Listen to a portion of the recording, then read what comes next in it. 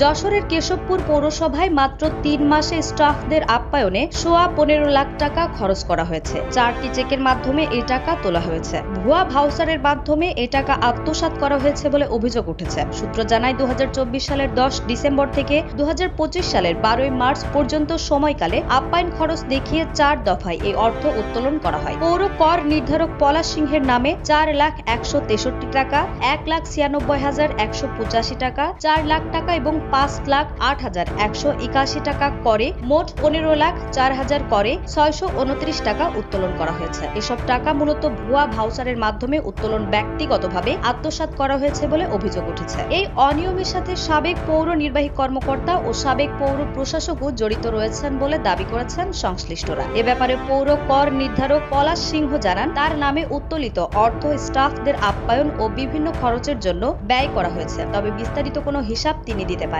কেশবপুর পৌরসভার প্রধান নির্বাহী কর্মকর্তা ইনামুল হক বলেন, তিনি গত ২৪ মার্চ দায়িত্ব গ্রহণ করেছেন। তার আগে ঘটে যাওয়া কোনো অনিয়মের বিষয়ে লিখিত অভিযোগ পেলে তদন্ত করে ব্যবস্থা নেওয়া হবে। এ বিষয়ে উপজেলা নির্বাহী অফিসার ও বর্তমান পৌর প্রশাসক রেক্সোনা খাতুন জানান, তিনিও সদ্য দায়িত্ব নিয়েছেন। অতীতে কোনো দুর্নীতি হয়ে থাকলে তা খতিয়ে দেখা হবে এবং প্রয়োজনীয় ব্যবস্থা গ্রহণ করা হবে। ডেস্ক রিপোর্ট, দৈনিক রানা।